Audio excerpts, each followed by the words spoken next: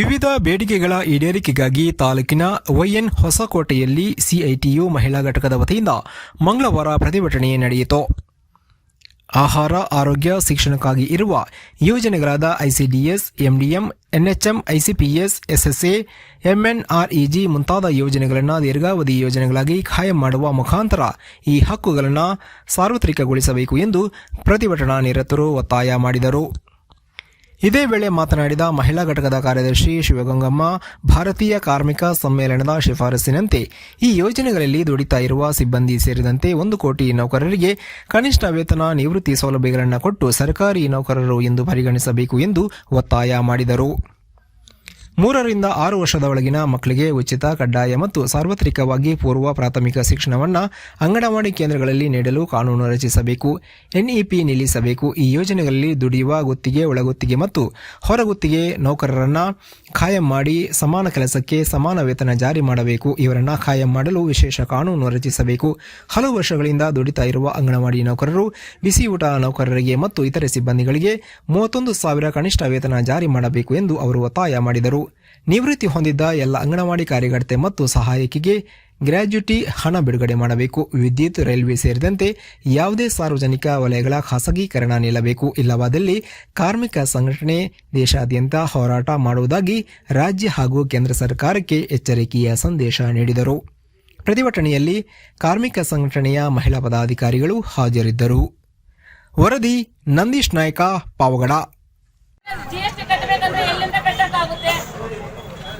ಸರ್ಕಾರಲ್ಲಿ ಕೇಳಿಕೊಳ್ಳುವುದು ಇದೆ. ಈಗ ಏನೇ ಮಾಡಿದ್ರು ಜನಗಳಿಗೆ ತೊಟ್ಟಂತ ತರ ತಲುಪುವಂತ ತರ ಕಾರ್ಯಗಳು ತರಬೇಕೇ ವಿನಃ ಜನಗಳಿಗೆ ತಲುಪದೇ ಇರುವಂತ ಕಾರ್ಯಗಳು ಬೇಡ ಅಂತ ನಾವು ಸರ್ಕಾರದಲ್ಲಿ ಮನವಿ ಮಾಡುತ್ತಿದ್ದೇವೆ.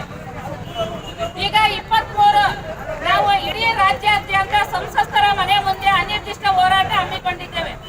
ಎಂಪಿ ಮನೆ ಮುಂದೆ ಹೋಗಿ ನಾವು ಅನಿರ್ದಿಷ್ಟ ಹೋರಾಟ ಕುಳಿತುಕೊಳ್ಳುತ್ತೇವೆ. ಇಡೀ ಕಾರ್ಮಿಕರು ಏನು ಕಾರ್ಮಿಕರು ಇದ್ದಾರೆ ಇವತ್ತು ನಮ್ಮ ದೇಶದಲ್ಲಿ, ಅಷ್ಟು ಕಾರ್ಮಿಕರು ಹೋಗಿ ಎಂಪಿ ಮನೆ ಮುಂದೆ ಅನಿರ್ದಿಷ್ಟ ಹೋರಾಟ ಮಾಡುತ್ತಿದ್ದೇವೆ. ಕೇಂದ್ರ ಸರ್ಕಾರದ ವಿರೋಧ ನಾವು ಮಾಡ್ತಾ ಇದ್ದೇವೆ. ಕೇಂದ್ರ ಸರ್ಕಾರ ಅನುದಾನ ಇಷ್ಟು ಕೋಟಿ ಅಂತ ಬಿಡುಗಡೆಯಾಗಿತ್ತು, ಅದು ಕೇಂದ್ರ ಸರ್ಕಾರ ಇದುವರೆಗೂ ಅನುದಾನ ಬಿಡುಗಡೆ ಮಾಡಿಲ್ಲ. ಅದರಿಂದ ಎಂಪಿ ಮನೆ ಮುಂದೆ ನಾವು ಇವತ್ತು 23ನೇ ತಾರೀಕು ಇಡೀ ಕರ್ನಾಟಕ ರಾಜ್ಯದ ಏನು ಕಾರ್ಮಿಕರು ಇದ್ದಾರೋ ಅಷ್ಟು ಕಾರ್ಮಿಕರು ಎಂಪಿ ಮನೆಗಳ ಮುಂದೆ ಹೋಗಿ ನಾವು ಮುಷ್ಕರ ಮಾಡುತ್ತಿದ್ದೇವೆ.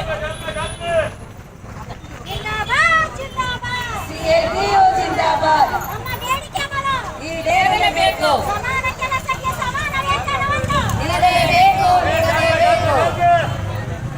ಬಂಧುಗಳೇ, ಇದುವರೆಗೂ ಕೂಡ ಯಾಕೆ ಈ ಜಾಥಾ ಹೊಸಕೋಟೆಗೆ ಬಂದಿದೆ ಮತ್ತೆ ಏನೆಲ್ಲ ನಮ್ಮ ಜನರು ಕಷ್ಟಗಳನ್ನು ಅನುಭವಿಸಿದ್ದಾರೆ ಅಂತ ಹೇಳಿ ನಮ್ಮ ಸಹೋದ್ಯೋಗಿಯವರು ಬಹಳಷ್ಟು ವಿಷಯಗಳನ್ನು ತಿಳಿದುಕೊಟ್ಟು, ಇವತ್ತು ಈ ಸರ್ಕಾರಗಳು ಏನ್ ಮಾಡ್ತಾ ಇದೆ ಅಂದ್ರೆ ಕೆಲವೊಂದು ಒಂದು ಮಾತಾಡುತ್ತೆ, ಗೆದ್ದ ಮೇಲೆ ಒಂದು ಮಾತಾಡುತ್ತೆ. ಮತ್ತೆ ಆರೋಗ್ಯ ಮತ್ತೆ ಶಿಕ್ಷಣ ಎಲ್ಲ ಕೂಡ ಖಾಸಗೀಕರಣ ಮಾಡಿದ್ದಾರೆ. ನಿಮ್ಗೆಲ್ಲ ಗೊತ್ತಿದೆ, ಇವತ್ತು ಕಾನ್ವೆಂಟಲ್ಲಿ ಮಕ್ಕಳು ಓದಬೇಕು ಅಂತಂದ್ರೆ ಎಷ್ಟು ಕಷ್ಟ ಪಡ್ತಾ ಇದೀವಿ ಅಂತ ಹೇಳಿದ್ರೆ, ಕಾನ್ವೆಂಟಲ್ಲಿ ಇದ್ದಾರೆ ಅಂತ ಹೇಳಿದ್ರೆ ನಮ್ಮ ಮಕ್ಕಳು ಕಾನ್ವೆಂಟ್ ಕಲಿಸಬೇಕು ಅನ್ನೋ ಒಂದು ಉದ್ದೇಶ ಇರ್ತದೆ. ಡಾಕ್ಟರ್ ಸೀಟ್ ಆಗಲಿ ಅಥವಾ ಒಂದು ಇಂಜಿನಿಯರ್ ಸೀಟ್ ಆಗಲಿ ತಗೋಬೇಕು ಅಂತ ಹೇಳಿದ್ರೆ ಲಕ್ಷಗಳು ಕೊಡಬೇಕು. ಇವತ್ತು ಬೇರೆ ಕಡೆ ಕಳಿಸಕ್ಕೆ ತುಂಬಾ ತೊಂದರೆ. ಯಾಕೆಂದ್ರೆ ಇವತ್ತು ಮಕ್ಕಳಲ್ಲಿ